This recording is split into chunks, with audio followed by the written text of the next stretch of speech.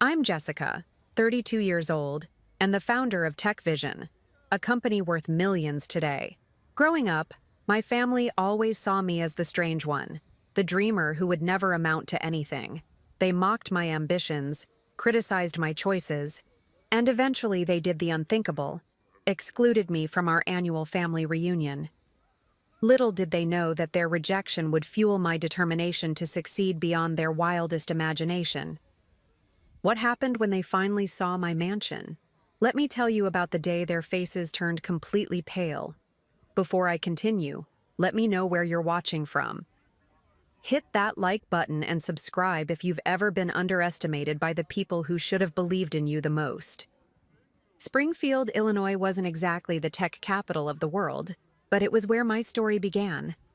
Our modest two-story house on Maple Street was comfortable enough, though nothing fancy. My parents, Richard and Barbara Wilson, worked steady, jobs that paid the bills. Dad as a bank manager at the local Springfield Trust, Mom as an administrative assistant at the high school.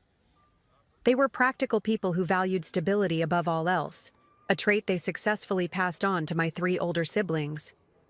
Michael, the oldest at 7 years my senior, followed the traditional path to success. He studied medicine at the U.S. State University, never questioning our parents' expectations. Today, he's a cardiologist at Springfield Memorial Hospital, with a wife, 2 kids, and the cookie-cutter suburban life my parents always dreamed for their children. Then there's Amanda, 5 years older than me, who became the family's star attorney after graduating from law school with honors. She specialized in corporate law and married a fellow lawyer, creating the perfect power couple my parents bragged about at every neighborhood barbecue. Daniel, just 3 years older, completed the family's professional trifecta by becoming an accountant at a respected firm in Chicago. And then there was me, Jessica, the afterthought, the creative one, as they'd say, with thinly veiled disapproval. From childhood, I gravitated toward computers and technology when such interests weren't considered proper for girls from good families in small Midwestern towns. While my siblings brought home perfect report cards filled with as in traditional subjects, I was taking apart old computers in the garage and trying to rebuild them with modifications. Jessica, why can't you find a normal hobby like other girls? Mom would sigh whenever she found circuit boards and wires sprawled across my bedroom floor. Amanda was in the debate club at your age. She was preparing for her future. Our family dinners often became showcases for my siblings' achievements, while my interests were treated as peculiar distractions at best. I still remember my 14th birthday when I excitedly showed everyone the rudimentary program I'd written that could organize and categorize Mom's extensive recipe collection. "That's interesting, dear," Mom said with a forced smile before quickly changing the subject.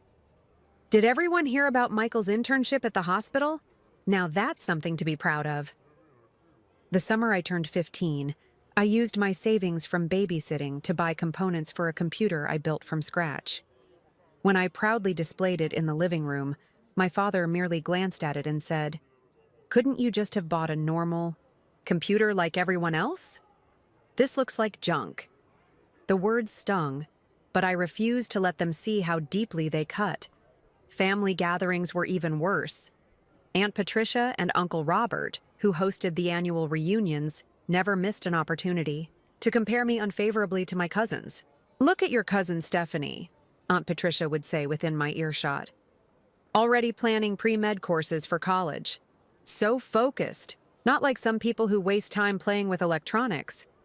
Even in school, where my technical aptitude began to earn recognition from teachers, my family remained unimpressed. My computer science teacher, Mr. Harmon, suggested I apply for a competitive summer coding camp in Chicago. When I brought home the application, excited about the opportunity, my parents balked at the cost and the impracticality of such an endeavor. "Computers are just a phase," Dad declared. "You need to focus on something that will actually get you a stable job." The defining moment came during my junior year of high school. I had developed a software program that helped local businesses manage their inventory more efficiently. I entered it in the regional science fair, working nights, and weekends to perfect it. Against all expectations, I won first place and qualified for the state competition.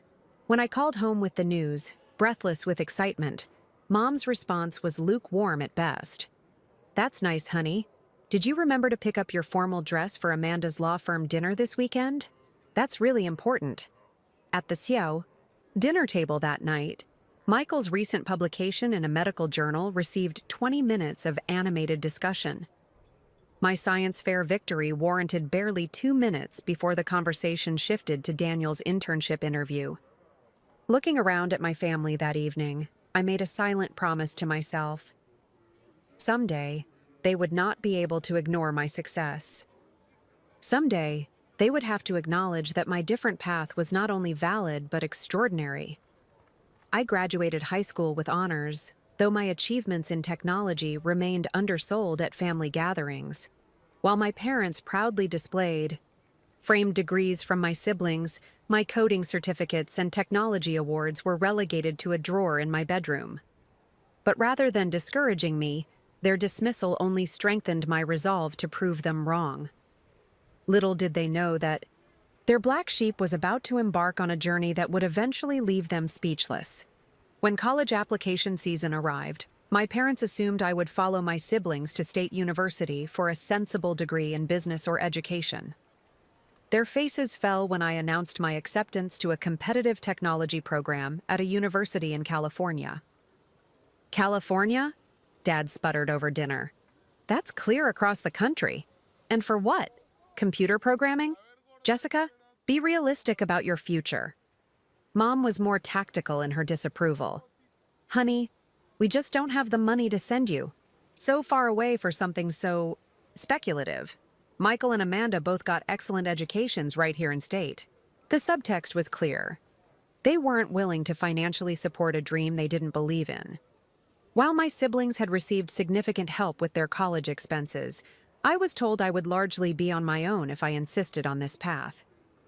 "Fine," I said, swallowing hard against the lump in my throat. "I'll figure it out myself." And figure it out I did. I cobbled together a patchwork of scholarships, student loans, and part-time jobs. My first semester, I worked 20 hours weekly at the campus coffee shop while maintaining a full course load. During holidays, I picked up retail shifts instead of coming home, partly due to financial necessity and partly to avoid the inevitable criticism. The distance wasn't entirely negative. Being 3,000 miles away from Springfield gave me room to breathe, to explore my interests without constant judgment. For the first time, I was surrounded by people who didn't think my passion for technology was strange or impractical. In my sophomore year, I met Professor William Hayes, who would become my most important mentor. After I stayed late debugging a project long after the rest of the class had given up, he took notice. "You have a natural intuition for systems," he told me. "And more importantly, you have persistence. That combination is rare and valuable." Under his guidance, I developed my skills further and began to envision creating my own tech company someday. When I shared this dream with my family during a rare visit home for Christmas, their reactions were predictably dismissive. "A tech company?" Daniel laughed. "Do you have any idea how many of those fail every year? Be practical, Jess." Amanda, always the pragmatist, added, "Maybe get a stable job at an established company first. You need experience before these wild ideas." Despite their discouragement, I began my first entrepreneurial venture during my junior year. A simple app designed to help students coordinate study groups.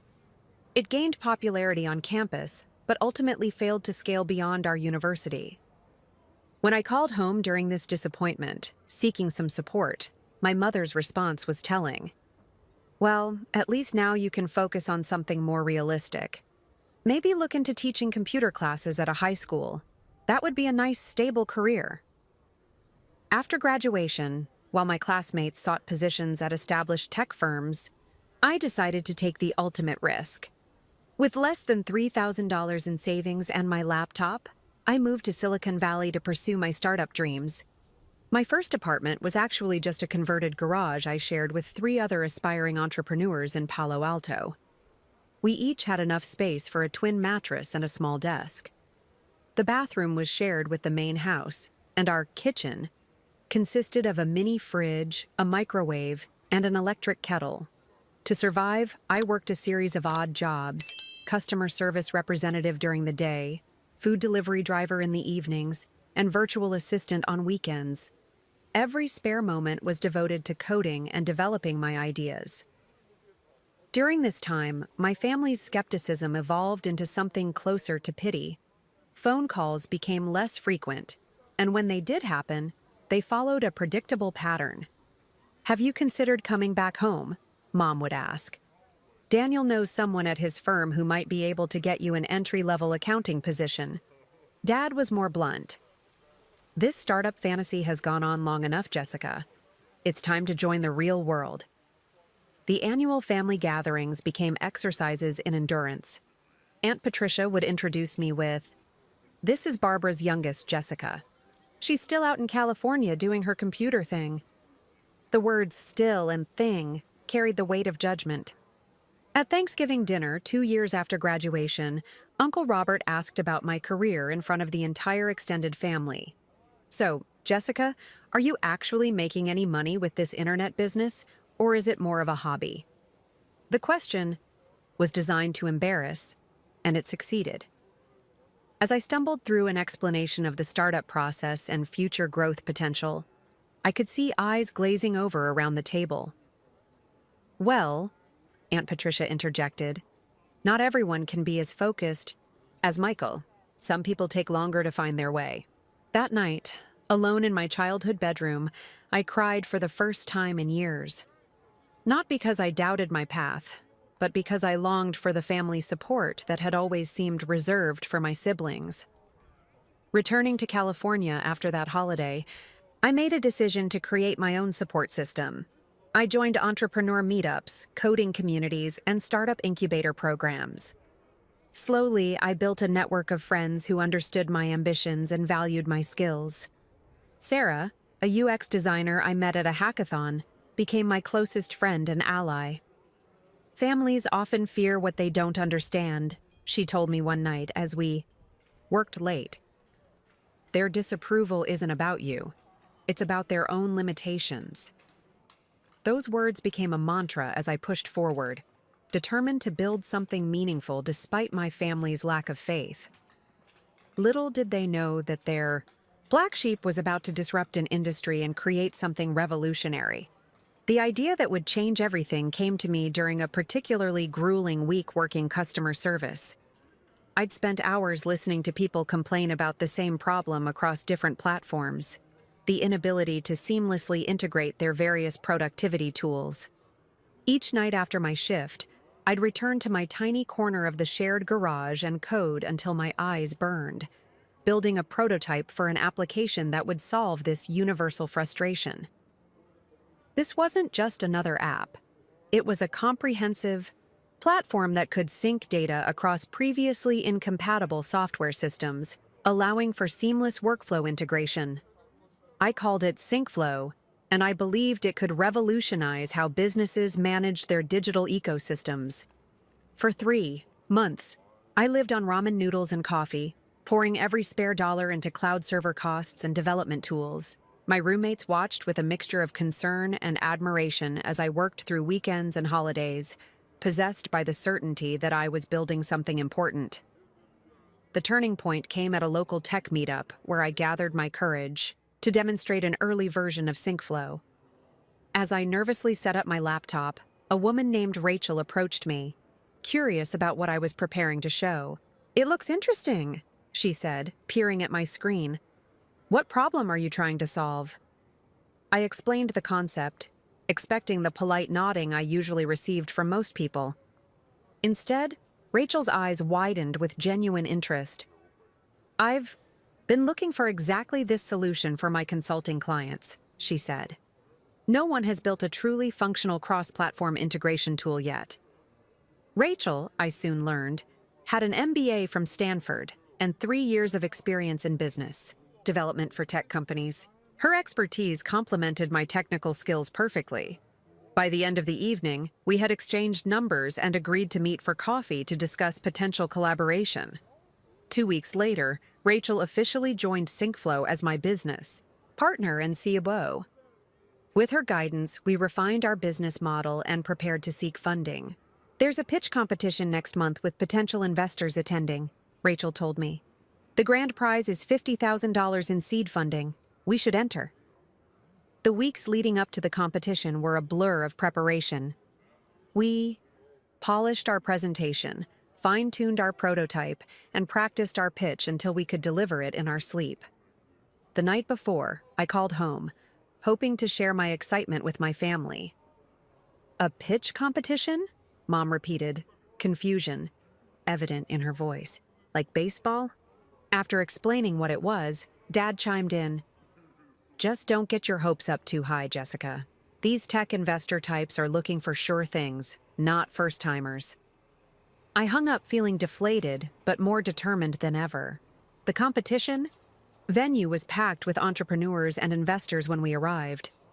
As Rachel and I waited for our turn, I spotted the judges, a panel of 5 venture capitalists from prominent firms. My stomach knotted with nerves. When our turn came, I stepped onto the stage with our presentation loaded behind me. For 5 minutes, I described SyncFlow's capabilities, market potential, and our development roadmap. Rachel followed with our business model and revenue projections. As we demonstrated the prototype, I could see several judges leaning forward in their seats, their expressions shifting from polite interest to genuine engagement. The Q&A session that followed was intense but energizing. These industry veterans were asking substantive questions about our technology. They were taking us seriously. When we left the stage, Rachel squeezed my arm and whispered, "They're impressed. I can tell." 3 hours later, the announcer called our names as the winners of the competition. As we accepted the oversized check for $50,000, a prominent investor approached us. "I'd like to discuss additional funding options with you," he said, handing me his card. "This solution has serious potential." That night, I called my parents again, my voice trembling with excitement as I shared the news. "That's nice, dear," Mom said after a brief pause. "Is this real money or just for the contest?" "It's real, Mom. And we've been approached by investors for additional funding." "Well, just be careful," Dad warned. "Don't spend it all in one place." Their lukewarm response couldn't dampen my spirits. With our competition win and the additional investment we secured the following week, SyncFlow was officially launched with proper office space and our first 5 employees. The product launch exceeded all our projections. Within 6 months, we had signed contracts with 3 mid-sized tech companies who wanted to implement SyncFlow across their organizations. Industry blogs began featuring articles about our revolutionary integration solution, and our user base grew exponentially. As our second year of operation began, SyncFlow had become the talk of the industry. Our staff expanded to 25, and we moved to larger offices to accommodate our growth.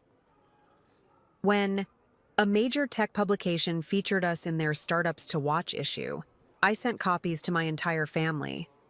The only response I received was a brief text from Amanda. "Looks interesting. Hope it's sustainable." The true validation came when a larger tech company approached us with a buyout offer of $8 million. Rachel and I spent a weekend weighing the pros and cons before ultimately declining. We believed SyncFlow was worth much more, and we wanted to maintain control of our vision. "We made the right choice," Rachel assured me as we sent our response declining the offer. "This is just the beginning." She was right. By the end of our 3rd year, SyncFlow's valuation had reached $20 million, and I had personally become a millionaire on paper. For the first time in my life, I was financially secure, able to afford luxuries I'd never imagined possessing. I moved out of the shared garage space into a beautiful apartment in San Francisco with views of the bay. I bought my first new car. Not a flashy sports car, but a practical electric vehicle that still represented an enormous step up from the used compact I'd driven for years. It was around this time that I noticed a shift in my family's attitude. The calls from home became more frequent, and the conversations included more questions about my business. "So, this app thing you're doing is working out?" Dad asked during one call, his tone suggesting genuine surprise. "The company's doing very well," I responded, trying to keep the satisfaction from my voice. "We're growing faster than projected. Your cousin Bethany is looking for an internship in marketing," Aunt Patricia mentioned during another call. "I thought maybe your little company might have a position for her." The change in their perception was becoming clear, and I had mixed feelings about it. Part of me longed for the validation and acceptance I'd always sought, but another part recognized the conditional nature of their newfound interest. Still, I wasn't prepared for what happened next. A development that would bring all the family dynamics to a head and force a long overdue confrontation. 4 years after launching SyncFlow, our company had transformed from a promising startup into a legitimate industry force. Our headquarters now occupied 2 floors of a sleek high-rise in downtown San Francisco, housing over 120 employees across development, marketing, sales, and customer support teams. Our platform had evolved substantially, incorporating artificial intelligence to predict integration needs and automatically adapt to new software systems. Major tech publications regularly featured SyncFlow in articles about essential business tools, and I had been invited to speak at prestigious industry conferences. My personal transformation mirrored the company's growth. No longer the uncertain young woman working multiple jobs to stay afloat, I now moved through the world with confidence born of hard-won success. My wardrobe of hoodies and jeans hadn't completely disappeared, but it was now supplemented with well-tailored business attire for investor meetings and speaking engagements. The most significant change in my personal life came when I purchased my dream home, a modern mansion nestled in the hills overlooking Silicon Valley. The 6-bedroom, 8-bathroom residence featured floor-to-ceiling windows, a stunning infinity pool, and breathtaking views of the surrounding landscape. I worked with a renowned interior designer to create spaces that balanced luxury with comfort. The grand entryway opened to a living area with 20-foot ceilings and a statement fireplace built from locally sourced stone. The kitchen featured top-of-the-line appliances and custom cabinetry, perfect for my newfound love of entertaining. My home office, perhaps my favorite room, was designed with built-in smart technology and a wall of monitors that allowed me to work seamlessly from home when needed. The property included a guest house, outdoor entertaining areas, and landscaped gardens that provided privacy and tranquility. It was far more than I needed for myself, but after years of cramped living conditions, I reveled in the space and beauty of my new home. As photos of my new residence appeared on social media, posted by friends and colleagues who visited, my family's attitude shifted yet again. The occasional calls from home now carried a different tone, one of surprising deference mixed with thinly veiled curiosity about my financial situation. "Your place looks quite large," Mom commented after seeing photos. "It must have cost a fortune." "The business is doing very well," I replied, a simple statement of fact that I knew conveyed more than enough. Soon, the subtle requests began. Cousin Bethany did indeed reach out about that marketing internship. Uncle Robert called to discuss a potential investment opportunity in a friend's local business venture. My brother Daniel inquired about my financial advisor's contact information. Most surprising was an email from Amanda asking if I might consider helping with her son's college fund. "We're doing fine, of course," she wrote, "but with private university costs these days, a little family assistance would be appreciated." These overtures filled me with conflicting emotions. Part of me felt vindicated. The family that had dismissed my path now sought to benefit from my success. Another part felt deeply hurt that their renewed interest seemed tied directly to my wealth, rather than genuine pride in my accomplishments or regret for their lack of support. I handled each request diplomatically, offering actual help where appropriate, like arranging a legitimate internship interview for Bethany, who proved quite capable, while declining others, like Uncle Robert's questionable investment scheme. As spring approached, the annual family reunion planning emails began circulating. For over 30 years, this event had been hosted by Uncle Robert and Aunt Patricia at their lakeside property in Wisconsin. Family members from across the country would gather for a weekend of boating, barbecues, and bonding. At least that was the idealized version.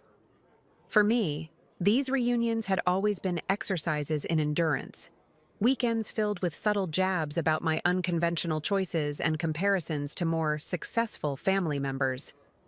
I had skipped the previous year's event, citing work commitments, but had tentatively planned to attend this year, curious to see how my changed circumstances might alter the dynamic.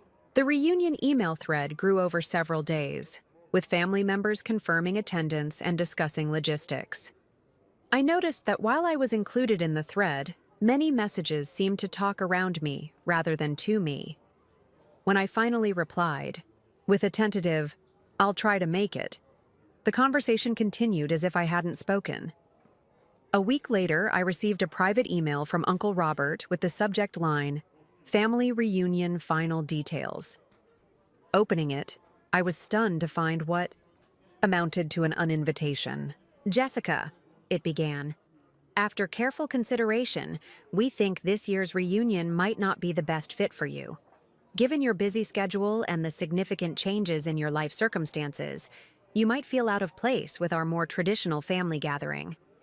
We wouldn't want you to feel uncomfortable or for others to feel overshadowed. Perhaps we can arrange a separate visit later in the year." I read the email 3 times, scarcely believing the thinly veiled exclusion. Out of place? Overshadowed? The implications were clear. My success made them uncomfortable, and rather than celebrate it, they preferred to eliminate it from view. Still reeling from the email, I received a text from my cousin Emily, Uncle Robert's daughter, who had always been kind to me despite her parents' attitudes. "Just heard Mom and Dad talking about the reunion," she wrote. "They're worried your fancy lifestyle will make everyone else feel bad. Dad said something about not wanting to hear about Silicon Valley this and millions that all weekend. I think it's awful. Just wanted you to know what's really going on." A second text followed. "Also, Aunt Barbara, my mother, told them last Christmas that your success is probably just lucky timing with the tech bubble, and that you got in with the right crowd rather than actually building something lasting. I'm so sorry, Jess." The messages hit me like physical blows. Despite everything I had accomplished, the years of work, the sacrifices, the perseverance through their constant doubt, my own mother still diminished my achievements to luck and connections. And now, rather than face the reality of my success, the family had chosen to simply exclude me. That evening, alone in my beautiful home that suddenly felt empty, I broke down. Years of stored hurt came pouring out as I sobbed on my expensive living room couch. The success I had achieved, partly motivated by a desire to prove my worth to my family, meant nothing if they could not acknowledge it. The wealth and status I had accumulated couldn't fill the hole left by their rejection. When Rachel called to discuss a business matter and heard my tearful voice, she immediately came over, bringing comfort food and a sympathetic ear. "They're threatened," she said as we sat on my terrace overlooking the twinkling lights of the valley below. "Your success challenges their worldview and the choices they've made. It's easier to exclude you than to reconsider everything they thought they knew." My close friend Alexis arrived shortly after, having received a concerned text from Rachel. More friends followed, my chosen family gathering around me with genuine support and care. As the night progressed and my tears dried, anger began to replace hurt. I had spent years seeking approval from people who seemed fundamentally incapable of giving it. Perhaps it was time to stop seeking their validation and instead show them exactly what they were choosing to ignore. "I have an idea," I said to my friends as midnight approached. And I'm going to need your help. The next morning, with renewed determination and my emotions under control, I called my assistant to clear my schedule for the day. This situation required my full attention and a strategic approach worthy of a successful CEO. I'm hosting an event, I explained to Rachel over breakfast at my house. A sophisticated garden party at my home, scheduled for the same weekend as the family reunion. Rachel raised an eyebrow. I sense there's more to this than a simple party. I nodded, sliding my laptop toward her to show a spreadsheet I'd created overnight. I'm inviting every extended family member except Uncle Robert, Aunt Patricia, and my parents. Cousins, second cousins, great aunts and uncles, everyone who would normally attend the reunion. Bold, Rachel commented with an appreciative smile. What's your endgame here? I'm not trying to destroy their event, I clarified. I just want them to recognize what they've done, excluded someone based on success rather than embracing family diversity. And maybe, just maybe, help them see that their perception of me has always been wrong. With Rachel's enthusiastic support, I began executing my plan. First, I contacted Madison Wright, the most sought-after event planner in the Bay Area who typically handled celebrity gatherings and tech industry galas. I need something elegant but welcoming, I explained during our consultation at my home. Impressive without being ostentatious. I want guests to feel comfortable, but also recognize that they're experiencing something special. Madison walked through my property, noting the natural advantages of the space, the panoramic views, the terraced gardens, the expansive pool deck. We could create a magical atmosphere with string lights throughout the gardens, she suggested. Perhaps a champagne reception on the upper terrace, followed by a seated dinner near the pool. Live music, but nothing too formal. Perhaps a small jazz ensemble? Over the next 3 days, we refined the vision. A sophisticated yet warm gathering that would showcase my home while making guests feel welcome and valued. I selected a renowned catering company known for farm-to-table cuisine, arranged for tasteful live entertainment, and approved designs for subtle lighting that would transform my property as evening fell. With the event framework established, I turned to the most crucial element, the guest list. Using family contact information I'd gathered over the years, I created personalized digital invitations that struck a delicate balance between elegance and warmth. You are specially invited to a summer gathering at my home in California, the invitation read, alongside professional photos of the property. I've missed connecting with family and would love to share my life on the West Coast with you. Transportation and accommodation arrangements will be provided for all guests. The last line was particularly important. By removing financial barriers, I ensured that distance and cost couldn't be used as excuses to decline. Within 24 hours of sending the invitations, responses began flooding in. Cousin Jenny from Florida was absolutely thrilled to attend. Great Aunt Margaret, who I hadn't seen in years, called personally to accept and express her excitement about seeing my California lifestyle. Even distant relatives I barely knew responded enthusiastically, perhaps motivated by curiosity as much as family connection. By the end of the week, over 30 family members had accepted, nearly everyone who would normally attend the traditional reunion. I arranged for flights, reserved blocks of rooms at luxury hotels nearby, and organized transportation from airports and hotels to my home. The pivotal moment came 5 days after sending my invitations. My phone rang with Uncle Robert's number, and I answered with deliberate casualness. "Jessica," he began, his voice strained with forced politeness. "There seems to be some confusion about the dates for your gathering." "No confusion at all," I replied evenly. "My event is scheduled for July 15th through 17th, as stated on the invitations. But that's the same weekend as the family reunion. You must have known that." I was under the impression that I wasn't a good fit for the reunion. "This year," I said, keeping my tone neutral despite the satisfaction I felt. Your email was quite clear about that. A long pause followed before Uncle Robert spoke again, his voice now tinged with panic. Almost everyone has declined our invitation, saying they're going to California instead. This is the 35th annual reunion, Jessica. You can't just hijack it. I'm not hijacking anything, I replied calmly. I'm simply hosting my own gathering for family members who wish to attend. Everyone is making their own choice. The conversation ended with Uncle Robert sputtering about family tradition and promising to sort this out with my parents. Sure, enough, my mother called within the hour. What are you trying to prove with this stunt? She demanded, skipping any greeting. I'm not proving anything, Mom. I'm hosting family at my home, something that should be celebrated, not criticized. You're deliberately undermining Robert and Patricia's reunion out of spite. I was explicitly uninvited from that reunion, I reminded her. Apparently, my success makes people uncomfortable. The ensuing conversation was tense, but ultimately unproductive.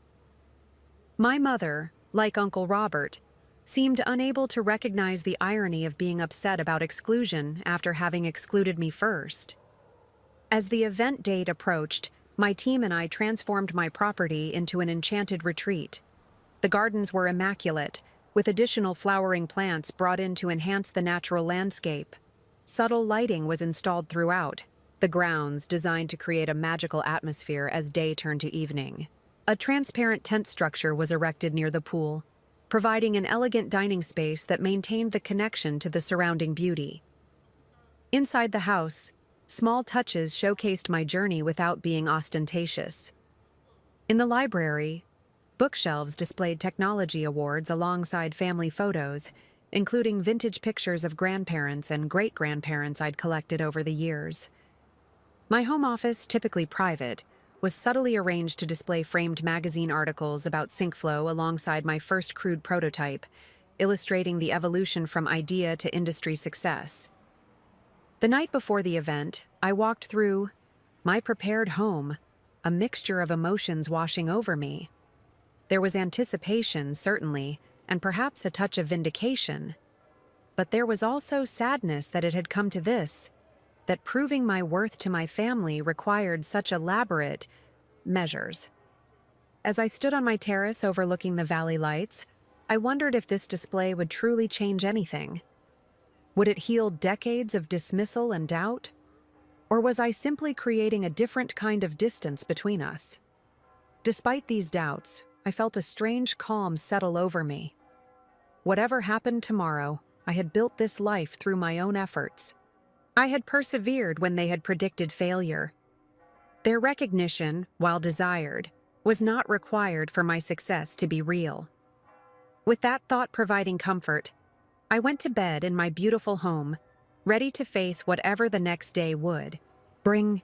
The morning of the garden party dawned with perfect California weather.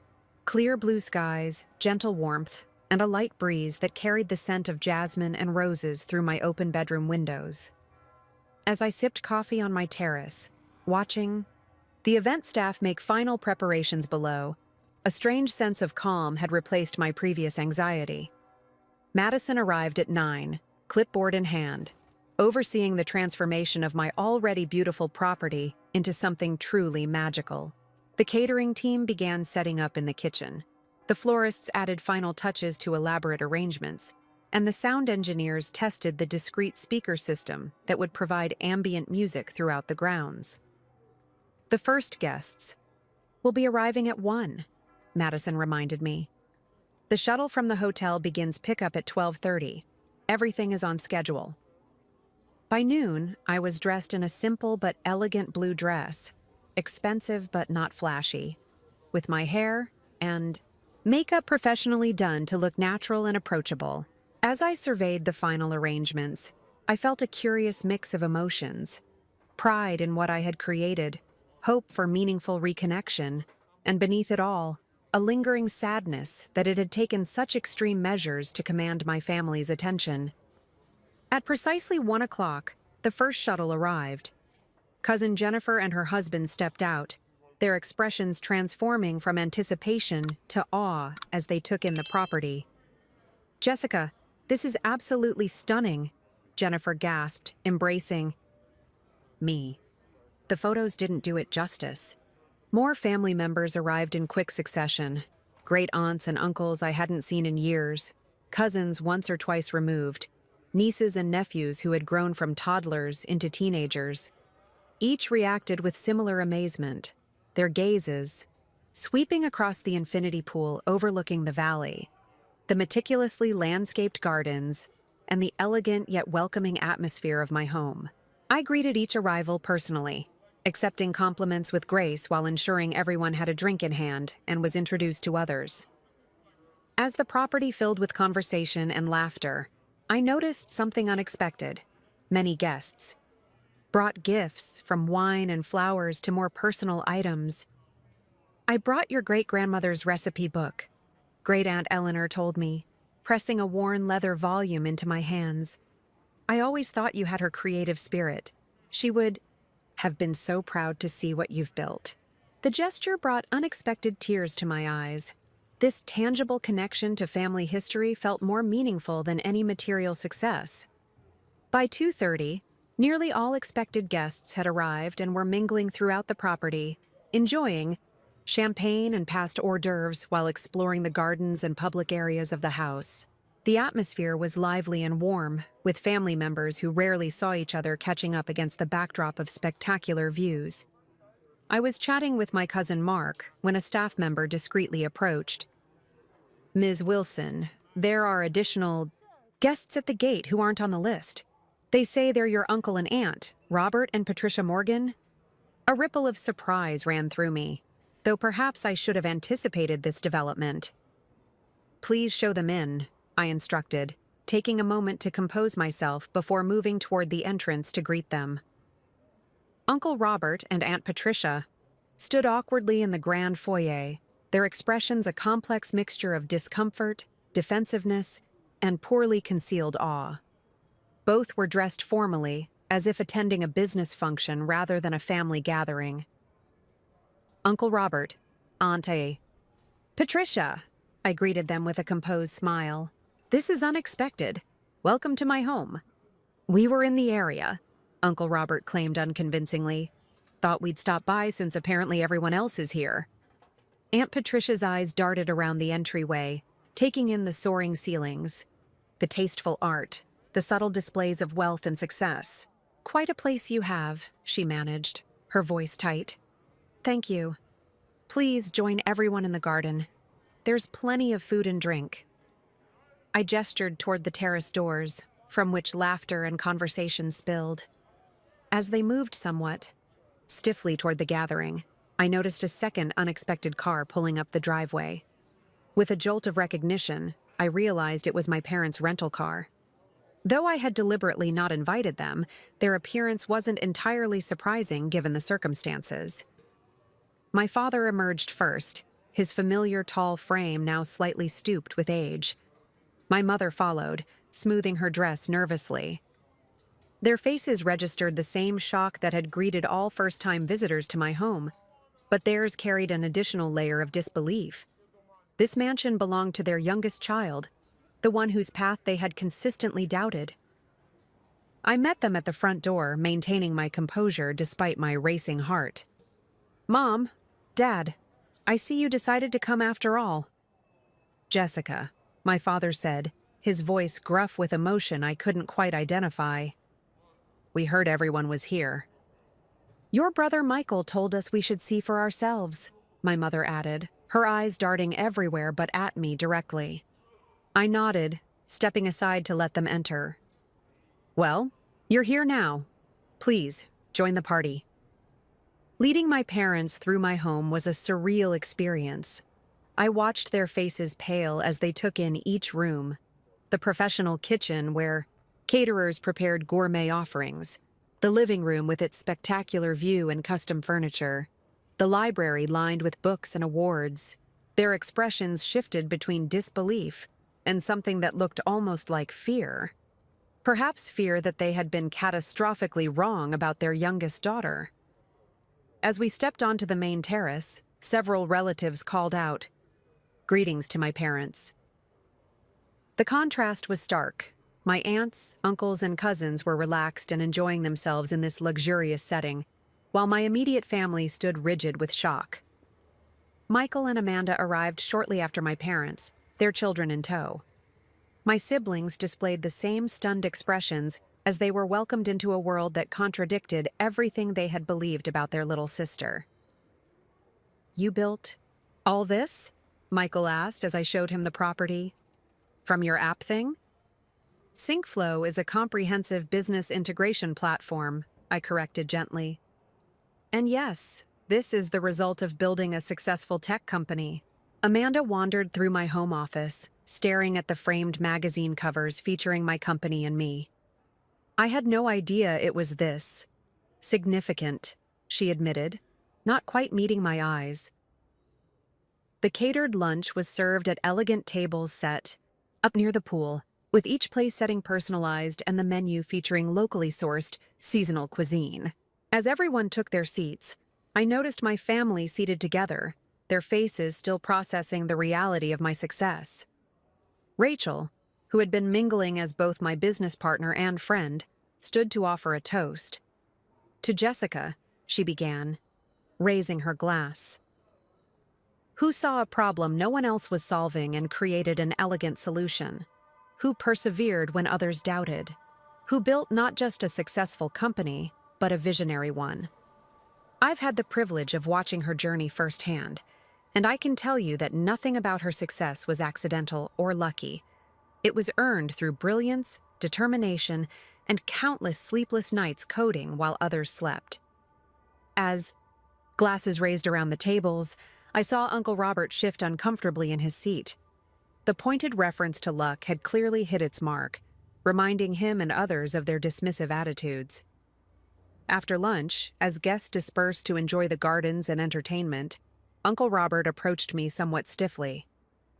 "Jessica, I may have been hasty in my assessment of your situation," he began, clearly struggling with the words. "The reunion invitation was poorly handled." It wasn't quite an apology, but the effort it cost him was evident in his reddened face, an awkward demeanor. "Families should support each other's different paths," I replied evenly, "not exclude those who choose roads less traveled." He nodded uncomfortably before retreating to join Aunt Patricia, who was pointedly avoiding direct conversation with me. The most difficult confrontation came later in the afternoon, when I found myself alone with my parents on a quiet section of the terrace. The silence stretched between us until my father finally spoke. "You've done well for yourself," he said, gesturing vaguely at the surroundings. "Better than we expected." The faint praise stung more than outright criticism would have. "Better than you expected," I repeated. "Because you expected failure." My mother flinched. "We just wanted security for you, Jessica. This tech world seemed so unstable, so uncertain." "What you call uncertain, I saw as opportunity," I replied. "What you call unstable, I recognized as evolution." "But what hurt wasn't your concern, it was your dismissal. You never believed in me, in my vision, in my abilities." "That's not fair," my father protested weakly. "Isn't it?" I kept my voice calm despite the emotion building within me. "When Michael published a paper, you framed it. When Amanda won a case, you celebrated for weeks. When I won a regional tech competition that launched my career, you asked if I'd considered teaching instead." My mother's eyes filled with tears, but my father's face hardened with stubborn pride. "We supported you the best way we knew how," he insisted. "Not everyone gets lucky in this tech bubble world." The word lucky ignited something in me, the same dismissive term my mother had used to others, the same concept Rachel had pointedly countered in her toast. "Lucky?" I asked, my voice finally betraying emotion. "I worked 60-hour weeks while going to school full-time. I lived in a garage with 3 roommates to save money for startup costs. I built a company from nothing but an idea and determination. And you call that luck? My voice had risen slightly, and I noticed a few nearby relatives glancing our way. Taking a deep breath, I regained my composure. What hurts most isn't that you doubted my path, I continued more quietly. It's that even now, standing in the evidence of my success, you can't simply be proud of me. You still need to diminish what I've accomplished. My mother reached for my hand, her expression finally showing something close to regret. Jessica, we didn't understand. Maybe we still don't. But what you've built, it's extraordinary. It was the closest thing to validation I'd ever received from them, and despite everything, it unlocked something in my chest, a small but significant release of the hurt I'd carried for so long. As the conversation ended and my parents moved, away to join other relatives, I felt a strange mixture of vindication and emptiness. I had proven myself beyond any reasonable doubt, had forced them to see the reality of my success. But the acknowledgement, when it finally came, felt hollow. Too little, too late, and still incomplete. Standing alone for a moment, watching my family enjoy the luxury my impractical path had provided, I realized that the validation I had sought for so long might never fully come in the form I had imagined. And perhaps I was finally ready to accept that their limitation was not mine to fix. The garden party continued well into the evening. As sunset painted the sky in brilliant oranges and pinks, the property was transformed by thousands of twinkling lights that Madison's team had artfully arranged throughout the gardens and terraces. The atmosphere was magical, with the jazz ensemble playing softly as family members lounged by the illuminated pool or gathered in conversation groups on comfortable outdoor furniture. By all external measures, the event was an unqualified success. Relatives who had barely acknowledged my existence for years now approached with warmth and interest. Conversation flowed easily, memories were shared, and connections that had frayed over time began to mend. Yet, as I moved among my guests, ensuring everyone was comfortable and enjoying themselves, I felt a curious emptiness beneath my composed exterior. The vindication I had anticipated, that moment of complete satisfaction seeing my family finally recognize my worth, was more complicated than I had imagined. When the last guests departed and the staff began the cleanup process, I found myself alone on my terrace, watching the valley lights twinkle below. The mansion that had seemed the perfect setting to showcase my success now felt cavernous and somehow hollow. Rachel, who had stayed behind, joined me with 2 glasses of wine. "Quite a statement you made today," she observed, handing me a glass. "Yes," I agreed, "but I'm not sure what it proved ultimately. That you succeeded beyond their wildest imaginations? That they were wrong about you?" I sipped my wine thoughtfully. "Maybe, but it doesn't feel as satisfying as I thought it would." The days following the party brought a flood of thank you messages from relatives, each expressing amazement at my home and gratitude for my hospitality. Uncle Robert sent a stiffly formal email acknowledging that the family reunion had been postponed indefinitely since circumstances had changed significantly. It wasn't an apology, but it was an admission of defeat. Most surprising was a text from my mother asking if I would meet her and my father for coffee the following weekend. They had extended their California trip and were staying at a hotel in the city. We met at a neutral location, a quiet cafe in San Francisco that offered privacy without the loaded significance of my home. The atmosphere was awkward initially, with small talk about the weather and local attractions filling the silence. Finally, my mother set down her cup and looked at me directly. "We've been doing a lot of thinking since your party," she began, her voice uncharacteristically hesitant. "About you, about our relationship, about how we've treated you over the years." My father, usually quick to defend their positions, remained silent, watching me with an expression I couldn't quite read. "I won't pretend we understand everything. About your world, my mother continued. The technology, the startup culture, it's still foreign to us. But what we should have understood, what we failed to see, was your determination and your vision. We were wrong, my father added simply, the admission clearly costing him considerable effort. The words I had longed to hear for so many years hung in the air between us.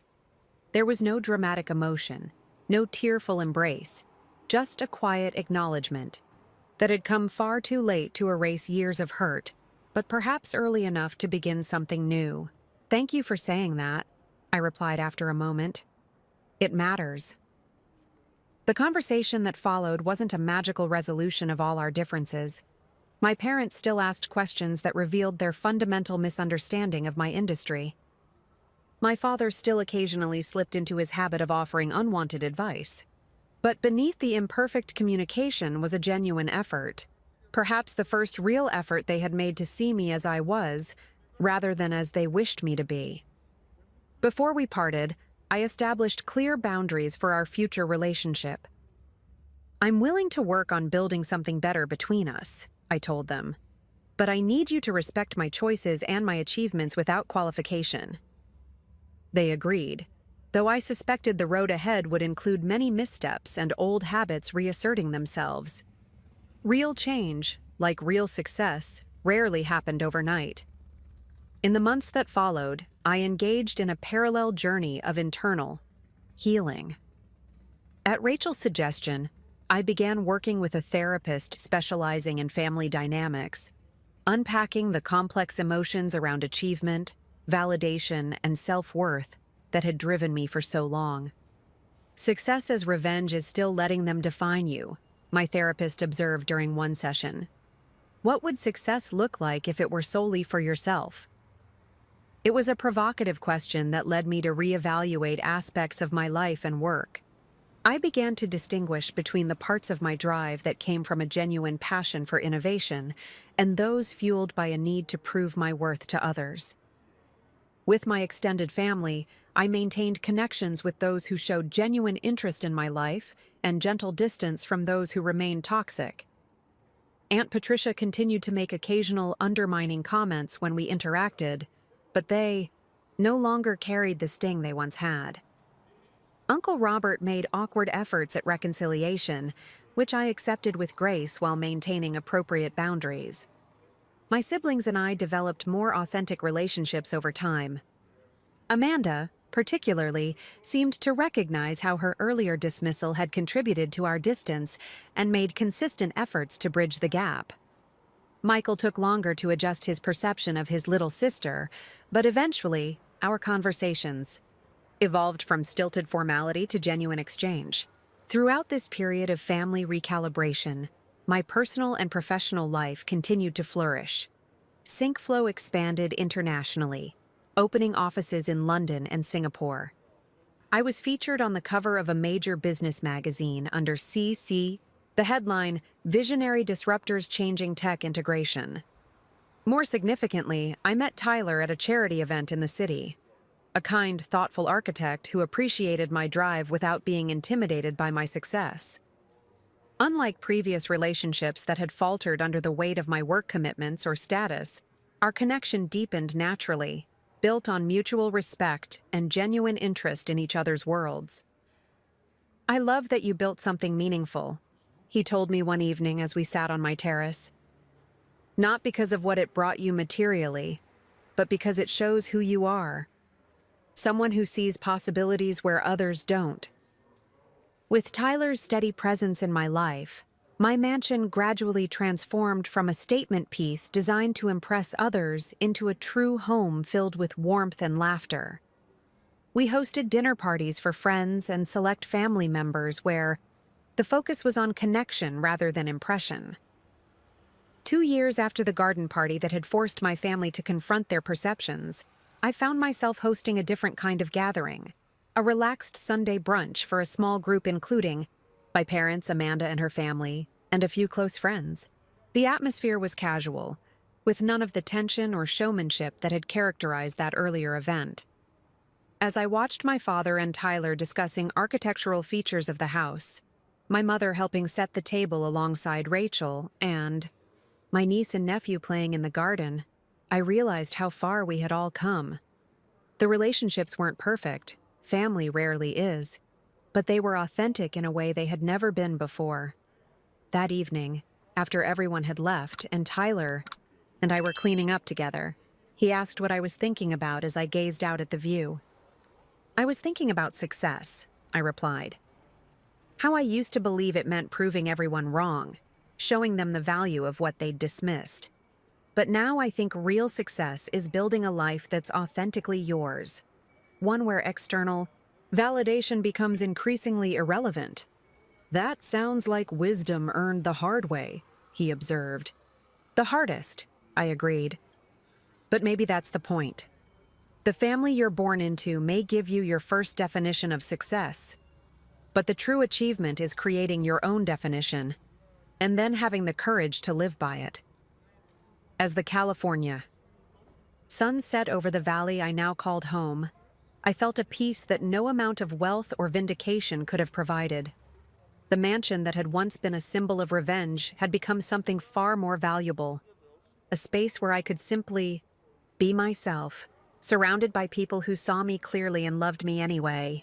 The journey from rejected family member to successful entrepreneur had taught me that while you can't control how others perceive you, you can choose how much power to give those perceptions.